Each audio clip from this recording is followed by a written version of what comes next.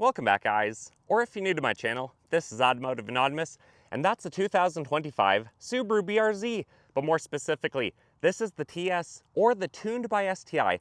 It's the newest and the highest performing trim level of the BRZ. This one is also in the paint color that Subaru likes to call Crystal Black Silica, which looks absolutely fantastic on a sunny day and really complements the curves of the BRZ quite well. But while this is one of the most affordable and best performing sports cars you can currently buy, it's not perfect. So today I get to share the good, the bad, and the ugly of the 2025 Subaru BRZ to help you guys at home decide if it might be the right performance car for you, or if you should leave it at the lot and look at its competition.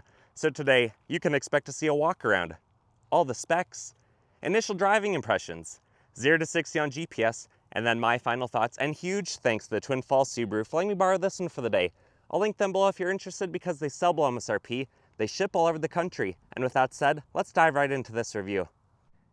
And thank you so much for watching car videos on YouTube today, but if you get anything out of this video, you appreciate my presentation style, or you like the BRZ TS, please be so kind to consider liking this video. Basically, that lets me know to make more stuff like this. It helps the video get shared, and it'll help you as well by having the YouTube choose to show you more stuff just like this. Thank you so much.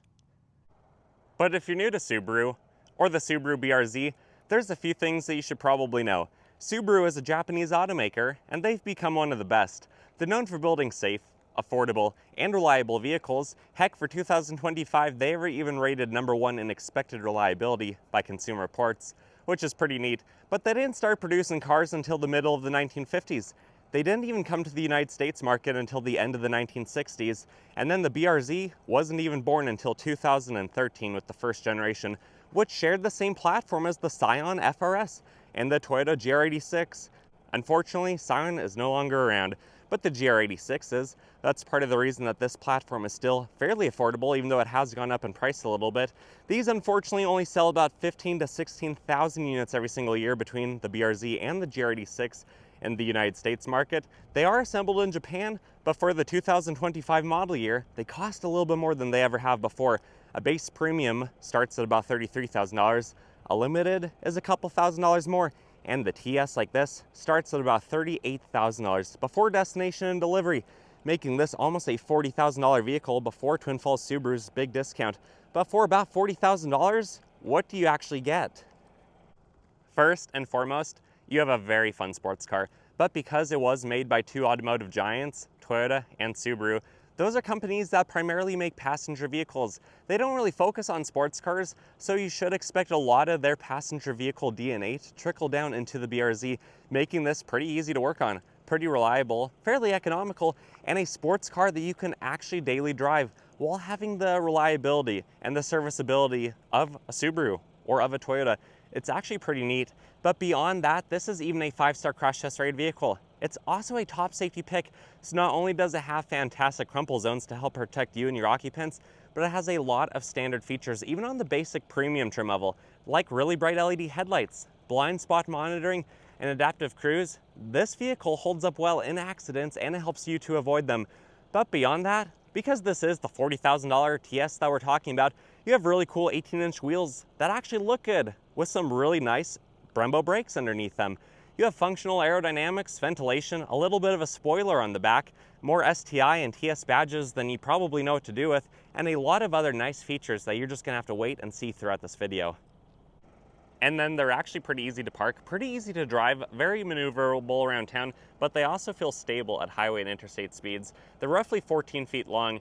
The wheelbase is about 8.75 feet, and then it's about 4.3 feet tall, roughly 5 3/4 feet wide, so it has a very nice stance and it really looks like a low, wide sports car, especially for its overall dimensions. This one does weigh about 2,800 pounds, which it's really neat that these even have a 50-50 weight distribution, and then the payload is about 700 pounds, which is actually pretty reasonable for a small sports car like this. It does have roughly 5.1 inches of ground clearance, a 391 final drive ratio, and it can do a full circle in about 35 feet. The last couple things to mention here is just like all the other Subarus, the gas door is located on the passenger side, and when you lock the vehicle, the gas door locks, so you don't have to worry about the bums trying to siphon any of your 13.2 gallons of premium octane fuel. If this was an automatic, it would be rated for about 21 city, 30 on the highway, but because it's a manual, you do lose a few mpg, 20 city, 27 highway. So your max road trip and range is going to be about 350 miles. And that's if you can keep your foot out of it, which is probably easier said than done. And then it does have a square stance with the Brembo brakes and the 18-inch wheels. It's a Michelin Pilot Sport 4 tire, a 2/15/40/18.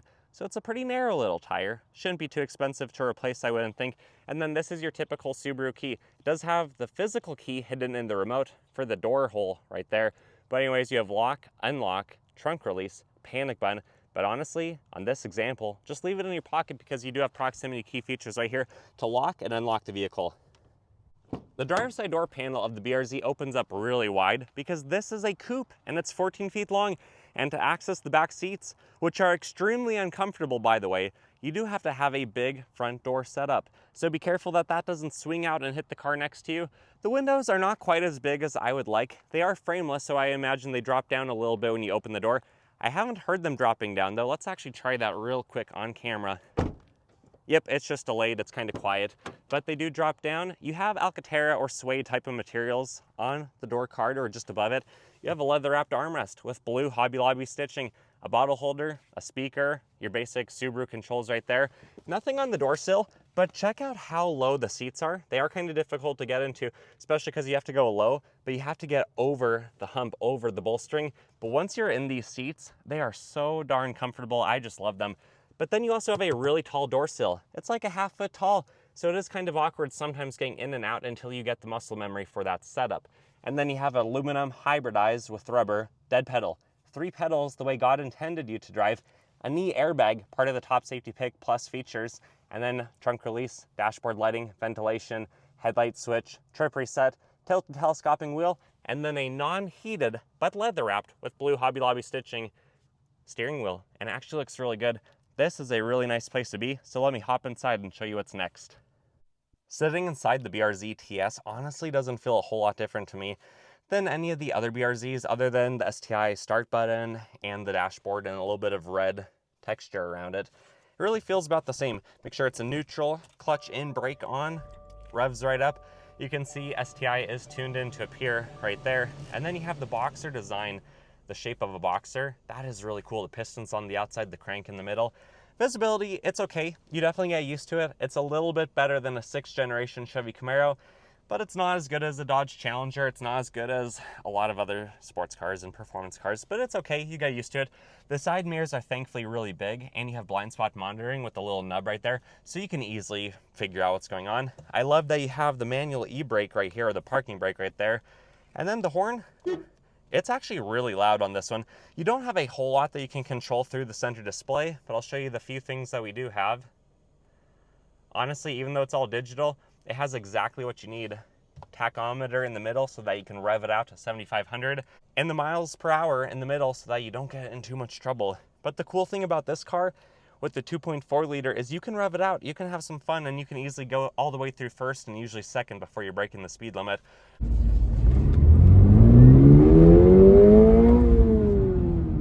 And then this one also has probably the best infotainment of any current Subaru. It doesn't have the 11.6-inch screen. I actually really like this, and when you go into reverse, the backup camera, like all the other Subarus, the clarity is not fantastic, but it's okay, and you have trajectory lines. And then you have some of the coolest gauges and toggle switches of any modern vehicle. I really like these. They are just so fun. Anyways, you have sport mode now on the new manuals for 2025. You have track off, just traction off, heated seats. But when you have a bottle like this Kirkland 16 ounce, kind of gets in the way of your armrest. It would be where the armrest would close if you had that feature. I don't necessarily know why they did the French door. I guess it's kind of fun, but it's just kind of awkward for me. And then you have a few plugins down there, and then I'll overlay some more footage of me hopping in the back. It's not pleasant. You could have maybe one person back there okay around town. I would not go on a road trip with 2 adults, maybe 2 small children or a couple cats, whatever you're into, I guess. And then this one does have the optioned compass, auto dimming mirrors with the garage door home link. I love that feature, but no sunglass holder and no LED lights. Maybe that's an upgraded option. Incandescent there as well. Anyways, let's turn it off and I'll show you the trunk. I think the back of this 2nd generation BRZ with the dual exhaust and the little bit of a wing or kind of the spoiler, the duckbill on the back, seriously looks fantastic. I'm not usually a fan of black paint because it looks fantastic when it's clean, but when is it clean? It's always dusty, it's always dirty, and it shows every imperfection. This thing looked fantastic when I first pulled out of the car wash, but now that I've been driving through the country, it's pretty dirty, and that's okay. I guess it still looks good with all the curves and the cutouts and the hips and everything that it offers. But anyways, there's a few different ways you can access the trunk. You can either drop the seat, but you have to push the button down on each side to do it, just like my old Pontiac Trans Am. You can push the button that's on the dashboard. You can use the key fob button, or just use this little, cute little button right here. Holy cow, though, is that metal hot. And I suppose when the vehicle's running, that button does not want to work, so I'll turn off the vehicle and then we'll try it again. All right, trial number 2. It's kind of in an awkward spot because you can only push straight on. You can't push and then lift it up right away. But anyways, the opening is fairly big for this type of vehicle, and with the fenders over the tires, you really don't have a lot of room to work with. But Subaru still managed to fit 6.5 cubic feet down here.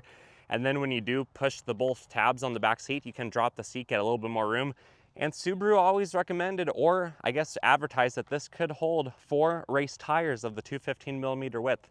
And that's pretty cool. Unfortunately, there's no spare tire under here. You just have a fix-a-flat kit and a few basic tools. But those shocks, they do a pretty good job. The trunk lid doesn't open up too high, and then it's pretty easy to reach for it and to lower it back down. And then if we come around to the passenger side, I have just got to say that those functional vents on the front fenders look so good. Seeing kind of the copper color for the Brembo brakes through the wheels, that seriously looks so good too. And even on the shaded side of the vehicle, the reflection of the Silca black paint looks fantastic. This one also has the proximity key features right there to lock and unlock. The window is frameless, it drops down. The doors open up big, so make sure that the kids don't swing your BRZ's door into the neighboring car, because it seriously could reach out there. It's like 4 feet long. Door sill is basically the same. You have no power controls on this seat either. No storage on the transmission tunnel, nothing above it. It also does not have a locking mechanism, but it's actually pretty decently sized. But with that said, let's come around to the front. I'll pop the hood and I'll show you the gem that powers the BRZ TS. Under the hood is a 228 horsepower, 2.4 liter boxer engine.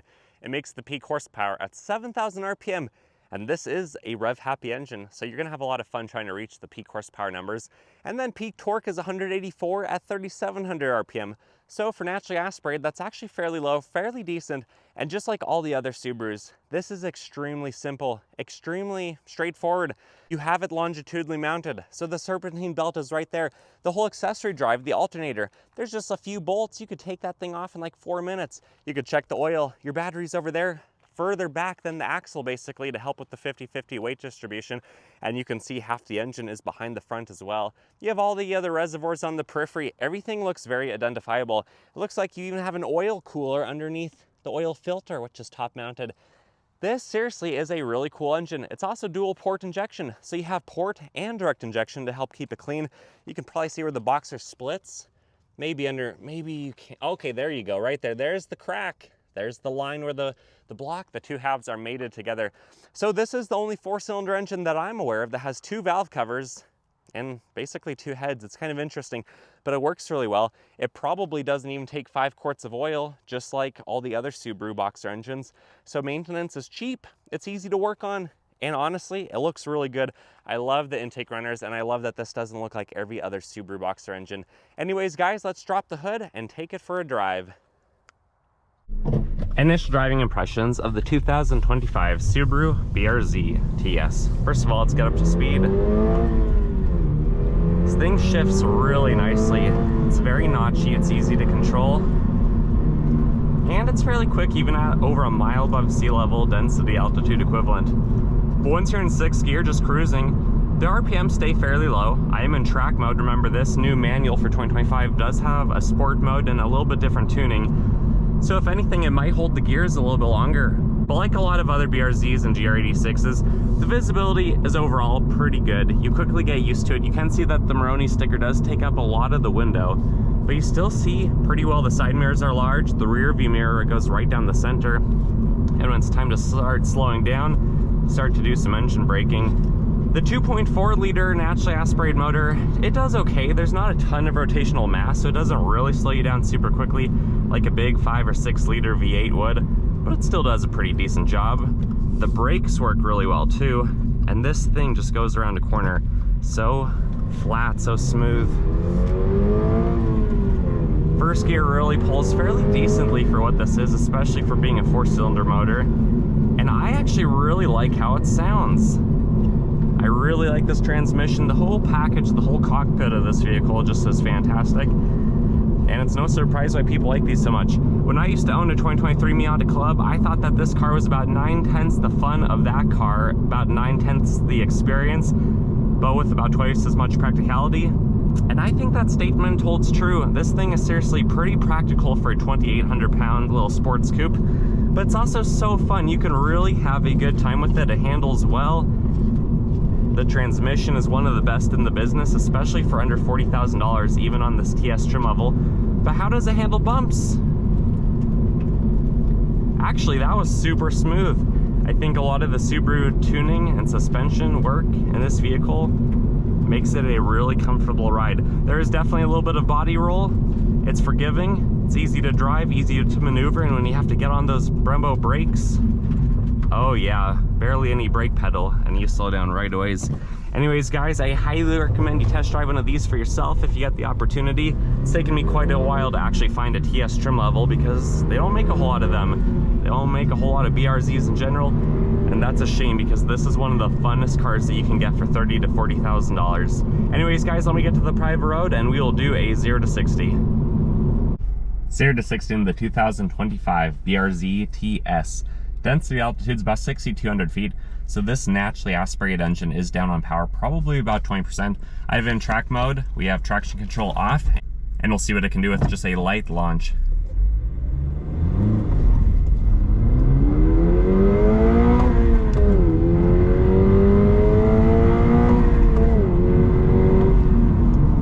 And true 0 to 60 came in at 7.79 seconds.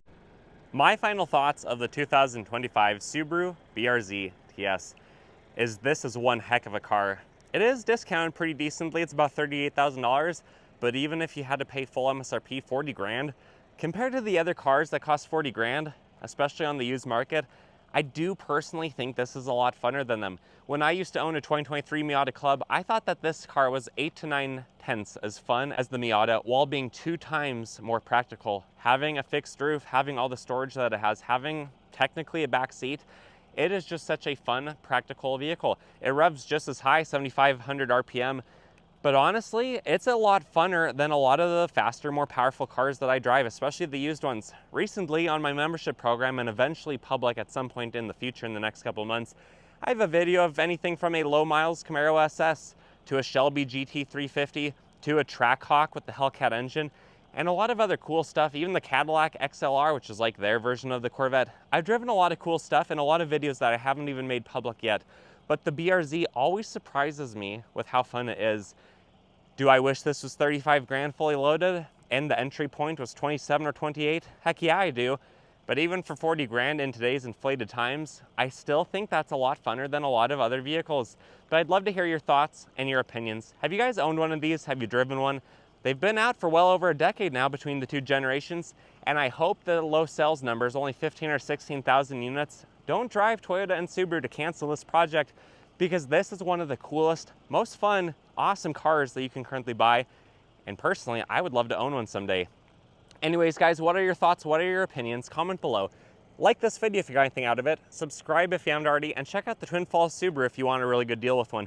They've shipped all over the country. You know, they'll sell you an extended warranty at a discount. They'll do a lot of things for you if you reference my video. And with that said, I wish you guys the best. Hope you take care. See ya.